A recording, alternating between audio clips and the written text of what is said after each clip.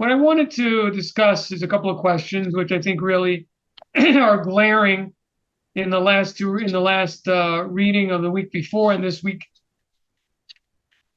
So really, in these weeks, we start really airing a lot of dirty laundry about the children of Israel,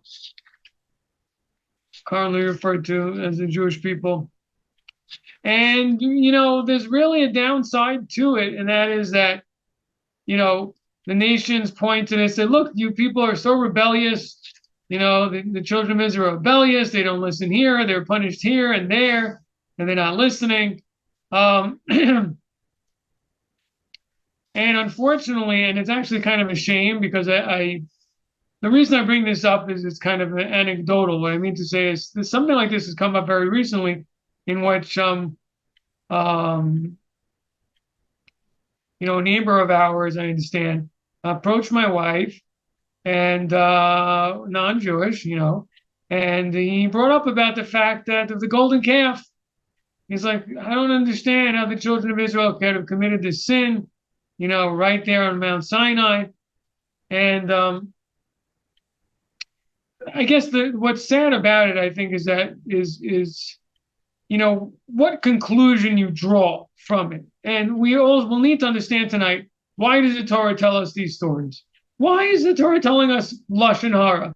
Why is the Torah telling us, negative speech, derogatory things about the Jewish people? Why are we doing that? Is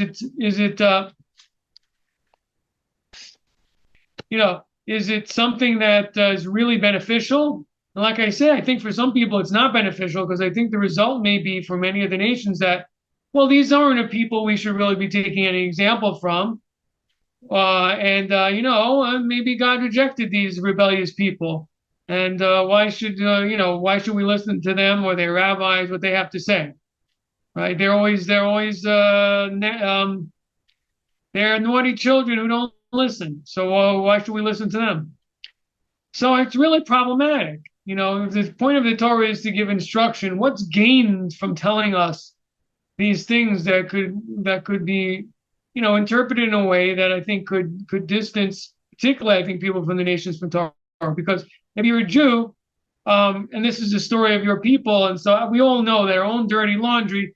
We're sympathetic. We understand our own problems, and we're not going to get turned off. However, strangers seeing we do something wrong are very judgmental generally, and it's going to be hard to teach them once they're exposed that the Jewish people have done wrong. Well, you do so. You're coming to teach us, about Hashem's will and Hashem's instruction. You did such and such and such and such. Who are you to tell us what to do? So one of the general rules of Torah in general is that is taken from a verse. I think it's in Hosea, in a very famous verse. It says that the ways of the Torah are just. The righteous walk with them, and the wicked stumble on them. So you may have heard this. The point is that is the words of Torah do have the tendency to lead people astray if they're on the wrong path to begin with. They tend to be able to misuse it and lead them in a way which leads them farther away. They stumble with the Torah. So this isn't really surprising that this should be the case.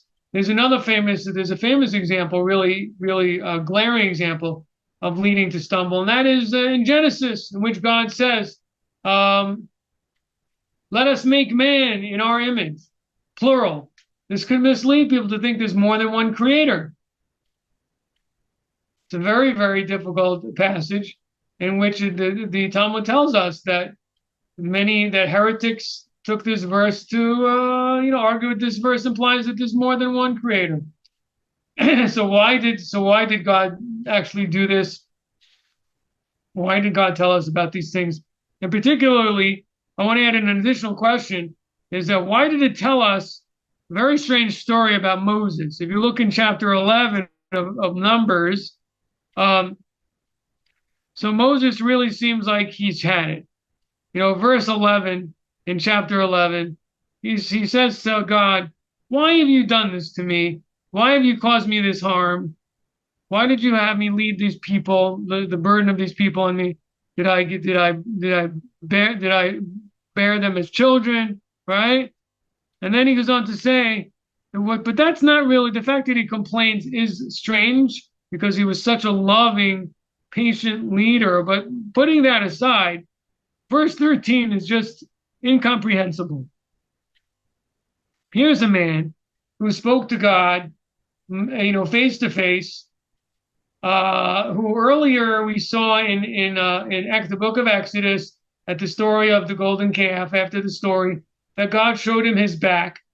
So he has so incredible godly revelations, far beyond what the children of Israel saw at the Red Sea, or they saw at Mount Sinai. And here he goes in verse 13 saying, where can I find the meat for this nation? Here they're crying for meat, and how can I get it? How can I get it? I can't do this. So God answers him by saying, I'm going to get you 70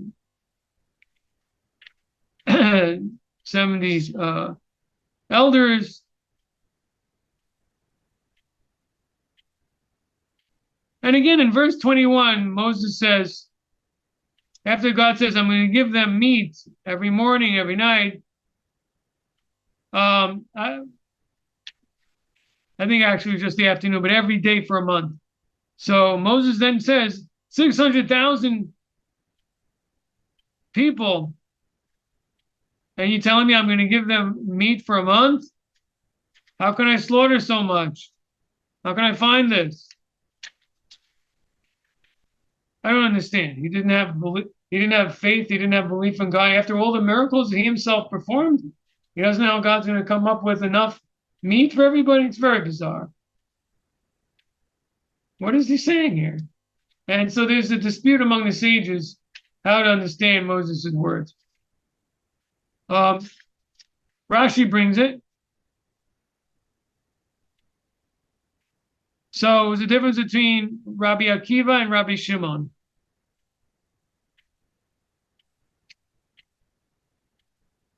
Rabbi Akiva says, no, that's literal, and this was really this was a transgression, this was a mistake. Moses should be punished for this lack of faith. That's what Rabbi Akiva says. Rabbi Shimon says, no, that's not literal.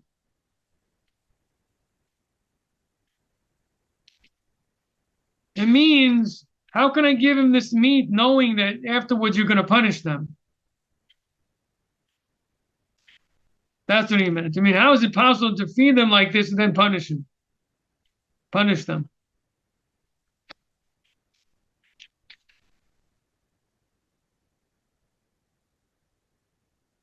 And Rabbi Shimon asked the question that I don't understand. He says, of the one that he says, in all my house, he's trustworthy. He doesn't have faith that God could provide all this meat.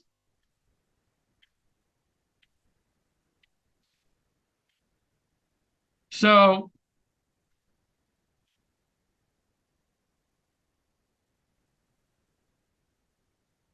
that's what he comments that, no, what it means is that his question wasn't about the giving the meat. His question was the justice of it. How can you give him meat for all these people and then punish them with a plague for it? That's not right. And that's what it meant. So obviously, the problem is Rabbi Akiva's understanding is a clear reading of the verse. Rabbi Shimon's reading is not written here. It's difficult to understand.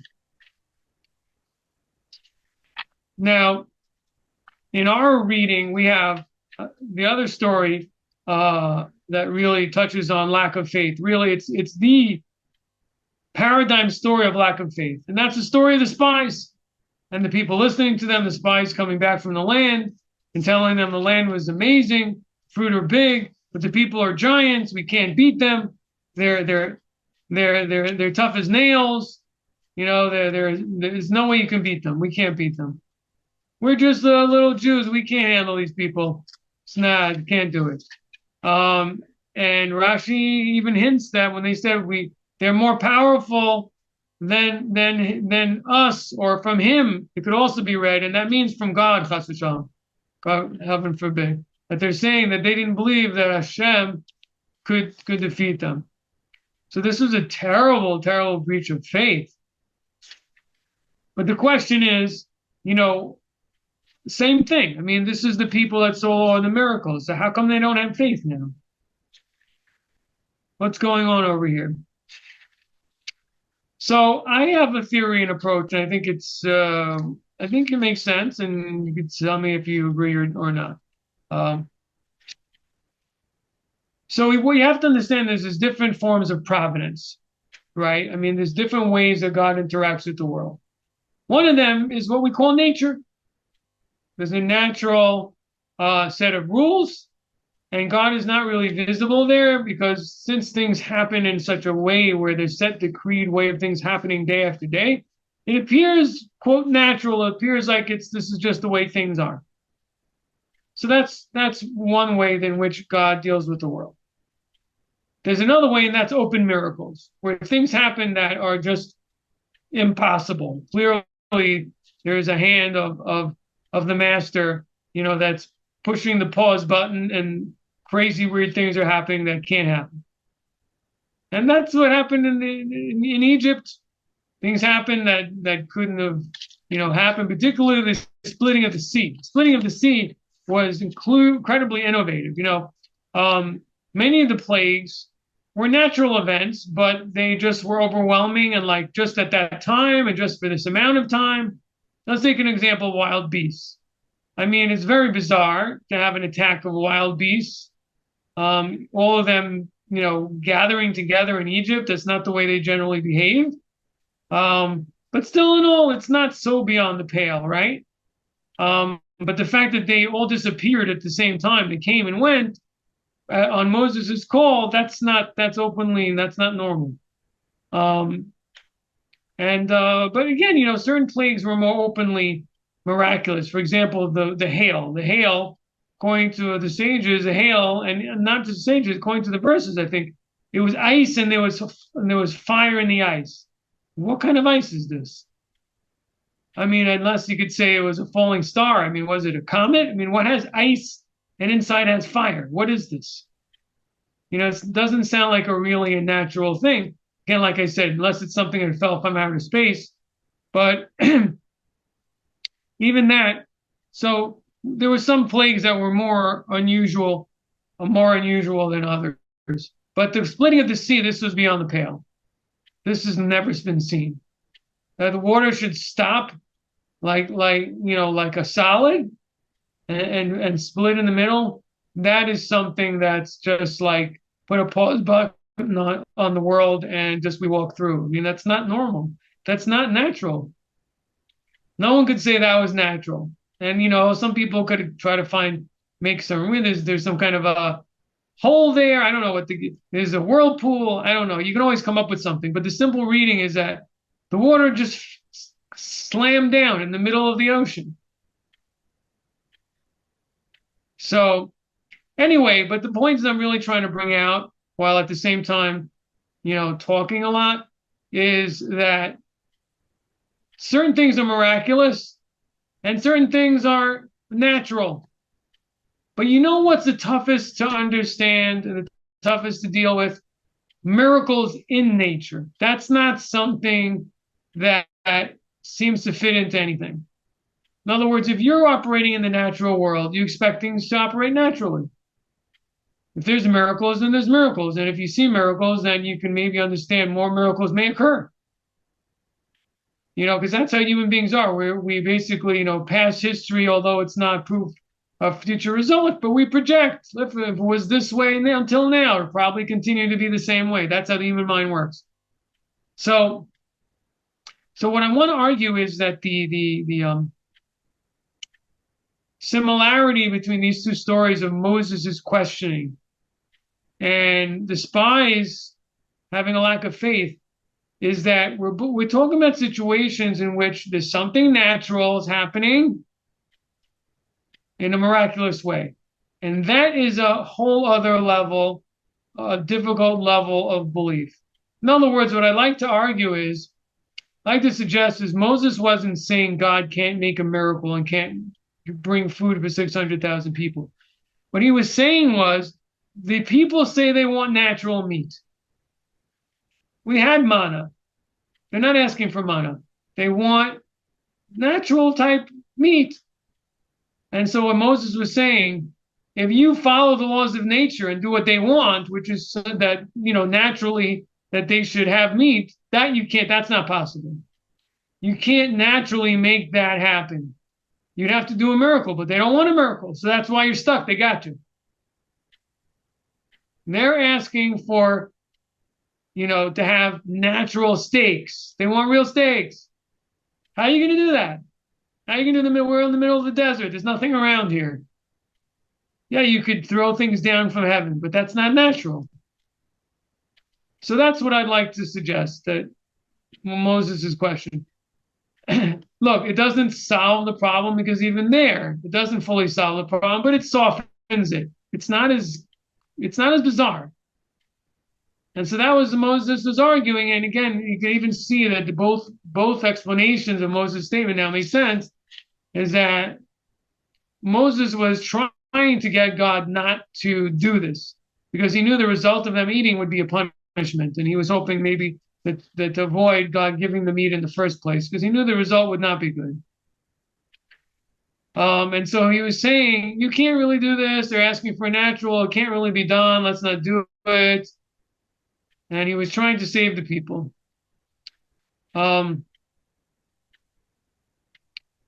So similarly, but the point is that there's a third approach, and this is the approach that exists in the exile. This wondrous approach of a miracle in the natural occurrence of things.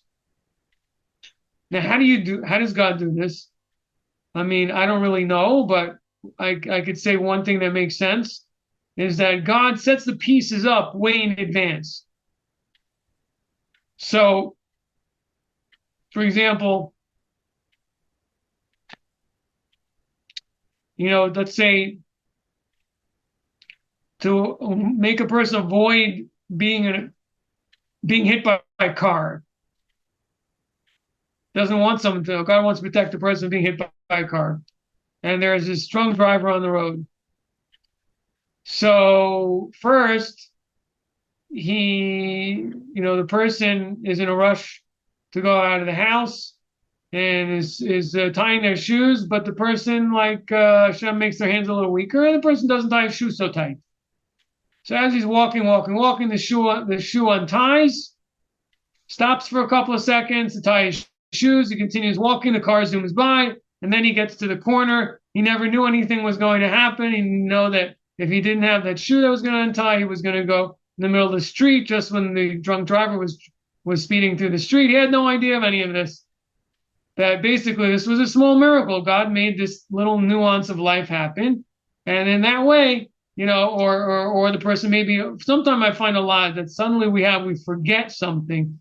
The power of forgetfulness, or the effect of it, is very unusual. Sometimes you find yourself forgetting something you almost never forget, and suddenly forget your keys. You never forget your keys. All of a sudden, you just forgot your keys, and you wonder why that happened when it's something you always do. I don't know if that relates to anyone here, but anyway, the point is that the way God does this is that it's planned way in advance. So this is what maybe Moses didn't know, is that God already, he already had the pheasants. What was it called? These birds. Pheasants were already, flying in that direction way ahead of time. They're already coming there because of some kind of situation that only God knows what it was. Certain winds, certain weather, who knows? I don't know. In which it made it natural that the birds ended up there. It's what people call coincidence. If we look for the natural cause, you'll find a natural cause. Why did all that come together? That God made that happen. Why do all these natural processes happen and then this happened? They say that about locusts. I don't remember all the conditions needed, but you have to have certain very specific conditions to have a locust. Should I call it a plague? For there to be a locust attack. In other words, for grasshoppers to turn into a swarm of locusts, you have to have certain conditions. Maybe it has to be dry. It has to be a lot of vegetation the year before. I don't remember the exact conditions, but the point is you have to have certain conditions that create a lot of grasshoppers and then bring them together to go after crops in a certain area. I think it has to do something. Winds is something we saw in Exodus, that the winds brought them in and the winds brought them out. You recall that. So you see there's some kind of an element of weather that plays a role in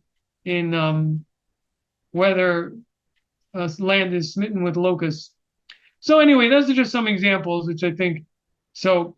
But what's important to remember is that this reality is something that we live with. It's very much, particularly a part of the providence that has to do with the continued existence of the Jewish people in the exile. Why do certain things happen the way that they happen? I could conjecture. I don't know if this is. I've heard some commentators on this situation in Israel say, that although the attack on October 7th was terrible, but it could have been a lot worse. Could have been a lot worse. That the actual plan was to attack from multiple fronts.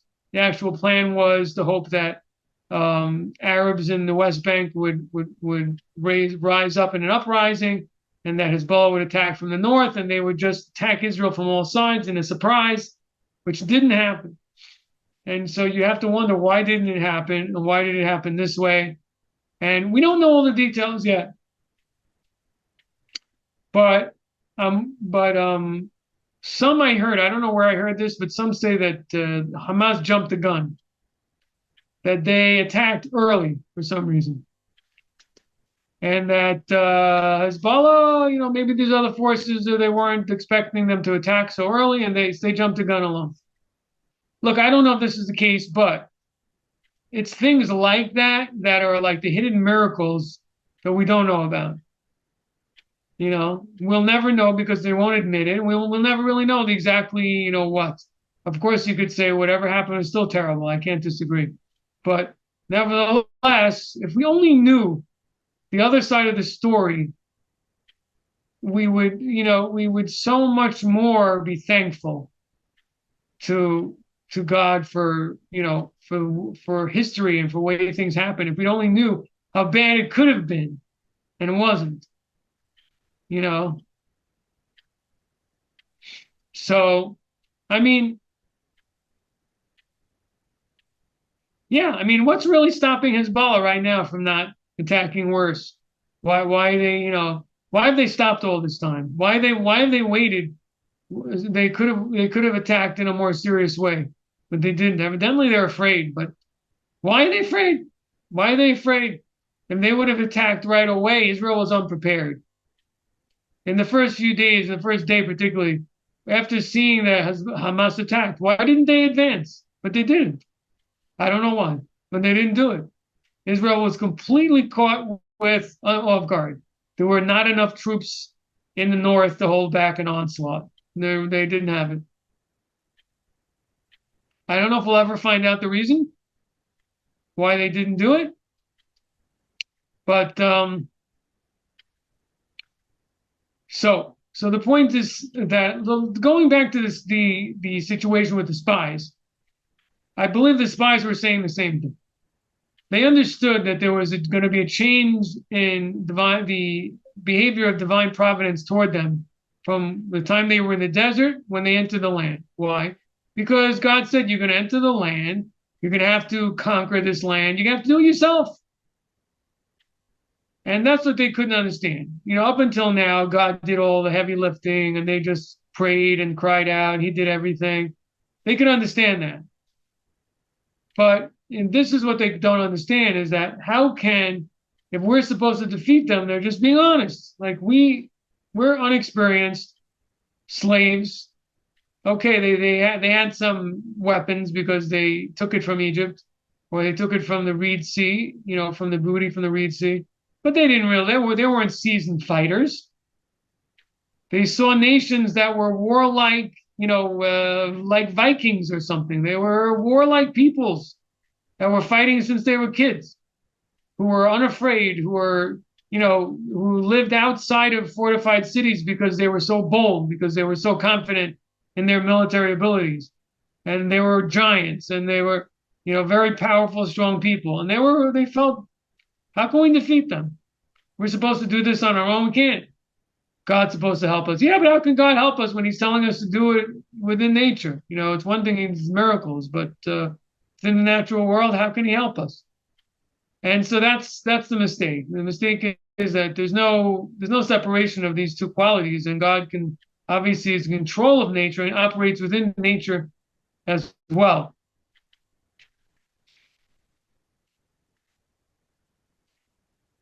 So what do you think about this answer? Have I answered everything that I wanted to address? No, I haven't.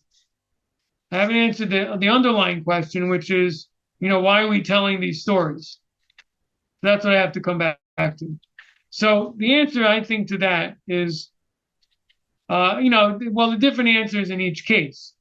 In the case of Moses, I mean, the lesson is very profound in that Moses was willing to show himself and actually maybe be punished for something in order to try to obstruct the children of Israel from being punished, and to try to also prevent them from overindulgence that could lead them to further sin. He was trying to prevent them. He wanted them to just have the manna. He didn't want them to have these birds, which could lead them astray, and he knew it was only going to lead to punishment. So he used this approach in order to do that, even though it was something that had an appearance of lack of faith. So in other words, it was a form of self-sacrifice and really accepting punishment to try to protect the Jewish people, the children of Israel. But otherwise, all the different cases that we're going to see, in the book of Numbers is the point we have to learn from them. But we also have to realize that the point of the story is a story of hope, in that the children of Israel, they fall again. And yet God, with a little help from Moses, after Moses, pleads on their behalf, he forgives them, and they continue to work towards the goal for which they were chosen. And it's a powerful message, because it's a message of hope, that there is power to redeem. In other words, there's a power to do tshuva, to repent, to return, and to fix. And even though there was this confidence that things are supposed to happen in this way, and they go off track, they get back on the horse, and we're still heading towards the same objective. It may take longer, it may take a lot longer, but we're still going there.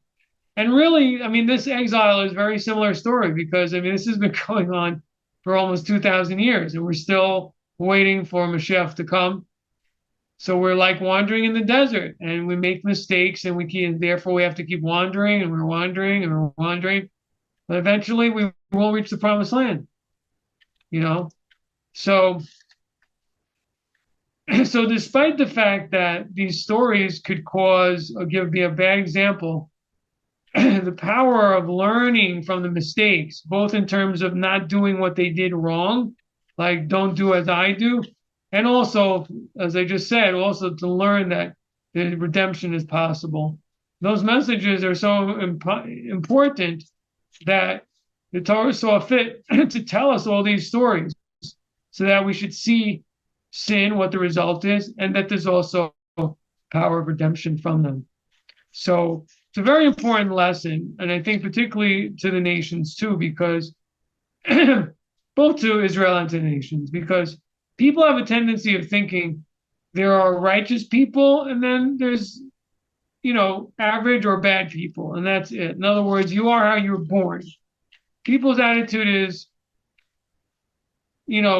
this is a nice guy, this person is not nice. Whatever your personality is, that's who you are, and that's just how it is. And there is truth to that, because a person has certain leanings which are sometimes not easy to overcome. However, we learn from these stories that there is justice, there is an accounting for wrongdoing. It's not a joke. The and the repercussions can be extremely serious. But on the other hand, we can also move forward despite many, many mistakes and really offenses, not just mistakes, really things that are just really egregious even. We can still get back on the horse. And that's a really, really powerful message, which, I think part of the issue is that with the question in the first place of how could this be? How can it? And part of the attitude of certain, I guess you could say certain, how do I say, denominations of Christianity that say that, the Jewish people were rejected, they sinned too much, that God doesn't want them anymore. In a certain way, um, brings a lot of despair because that means God made promises and everything, and people can do certain things to such an extent they can just be completely lost. And so it actually takes away hope, while the story as it is of the people really, really messing it up many, many times, and yet God's still dealing with them and still, having a belief in them is a powerful message.